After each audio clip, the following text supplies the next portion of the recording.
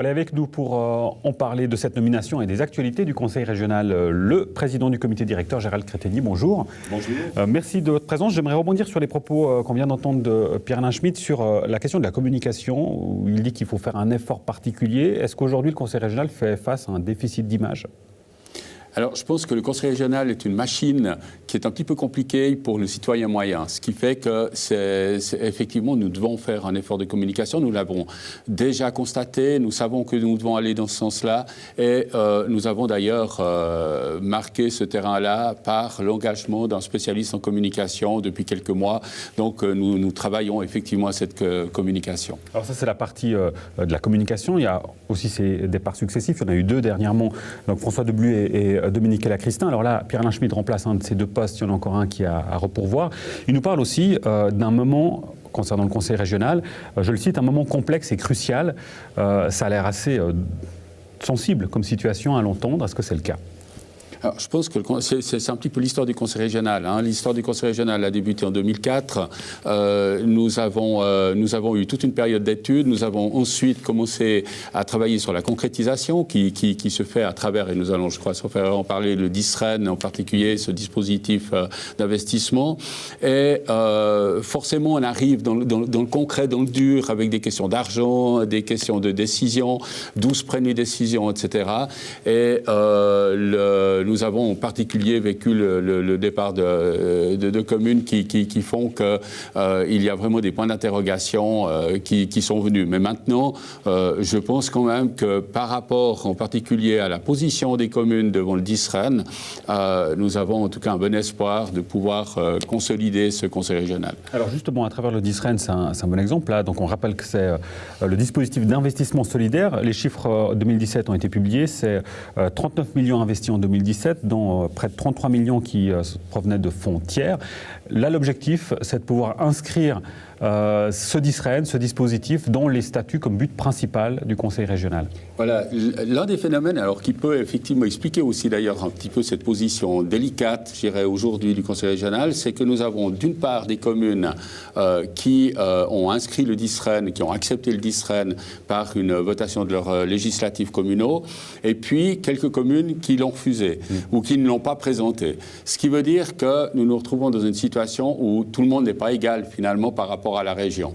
Donc l'objectif, c'est que le DISREN soit effectivement inclus dans les statuts, qu'il en fasse partie, que les communes qui acceptent ces statuts acceptent de fait le DISREN également, et puis que nous puissions avoir, entre guillemets, un investissement duquel chaque commune peut être directement investie.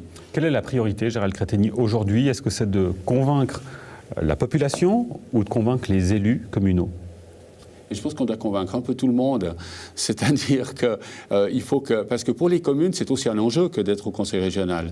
Moi, je pense que pour les communes, c'est aussi savoir qu'on accepte que sur un certain nombre de projets, on discute avec l'autre. On discute avec le voisin, mais on ne discute pas juste avec le voisin, on discute avec une quarantaine de voisins ou plus. Certains diraient que c'est une perte d'autonomie pour les communes. Et pour moi, c'est exactement le contraire. C'est-à-dire qu'il y a beaucoup de choses où, si on fait un repli sur soi, on n'arrive juste plus à rien faire. Alors, bien sûr, on va gérer ses trottoirs, la couleur des façades des maisons, etc. Mais on ne va plus pouvoir investir tel qu'on le souhaite pour la population. Et pour moi, le terme, l'existence d'une commune, c'est de pouvoir gérer la situation vis-à-vis de sa population, de pouvoir faire bénéficier à sa population d'éléments qui sont meilleurs, de pouvoir accéder à un cadre de vie agréable. Mais ça, je pense qu'aujourd'hui, nous sommes à une trop petite échelle, à l'échelle stricte des communes. Ça ne veut pas dire qu'on doit faire comme si les communes n'existaient pas, bien au contraire, mais on doit s'appuyer les uns les autres pour pouvoir y arriver. Un exemple concret de ce dispositif du DISREN, alors il y a énormément d'exemples que l'on pourrait donner, mais il y en a un récemment, c'est concernant Télédôle. Là, en l'occurrence, le Conseil régional a octroyé près de 2 millions pour financer l'aménagement de la zone d'accueil du télésiège des DAP. C'est la dernière étape pour, et je vous cite, sortir des dettes, des pertes endémiques de Télédôle. En tout, il y a 17 millions qui sont prévus ces prochaines années sur le massif de la Dôle. Là, c'est un projet concret du Conseil régional avec quelles conséquences, quel retour sur investissement ? Alors, juste dire pour la population, c'est qu'il ne le sait peut-être pas, c'est que effectivement le Conseil régional a repris 86% des actions de Teledol, donc on est l'actionnaire principal. Dans ce cadre-là, on a donné la gestion finalement de ce domaine skiable à la Sogestar, qui est une société française. Alors, loue du coup certaines installations. Qui loue les installations. Peut-être juste, c'est pas une société commerciale française, c'est une société qui appartient en fait aux communes aussi qui se retrouvent de l'autre côté de la frontière. Donc on est dans quelque chose qui est assez apparenté aussi à ce que fait Teledol, simplement de l'autre côté de la frontière. L'objectif, c'est très clairement de pouvoir permettre de bénéficier à l'ensemble de la population, non seulement vaudoise, mais aussi française, parce qu'il faut juste savoir que les Rousses sont un domaine, c'est la première station après Paris, quand on vient de Paris, et c'est un lieu où il y a un nombre impressionnant de nuitées, et donc on doit pouvoir permettre à ces gens de venir aussi skier sur Suisse. C'est ce qui va permettre de rentabiliser le domaine. Un autre exemple de l'action et du travail du Conseil régional, alors là on ne parle pas forcément de financement, mais peut-être de poids politique lié aux décisions. On a beaucoup entendu parler évidemment et pour cause de la troisième voie sur l'autoroute entre Nyon et Genève.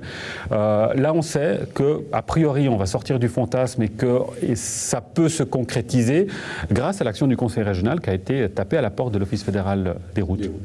Alors tout à fait, et je dirais que les actions, elles sont concertées entre d'une part l'Office fédéral des routes, où l'on a mis en avant le développement du district de Nyon, avec lesquels d'ailleurs on travaille sur différents projets, mais où là nous avons pu être entendus.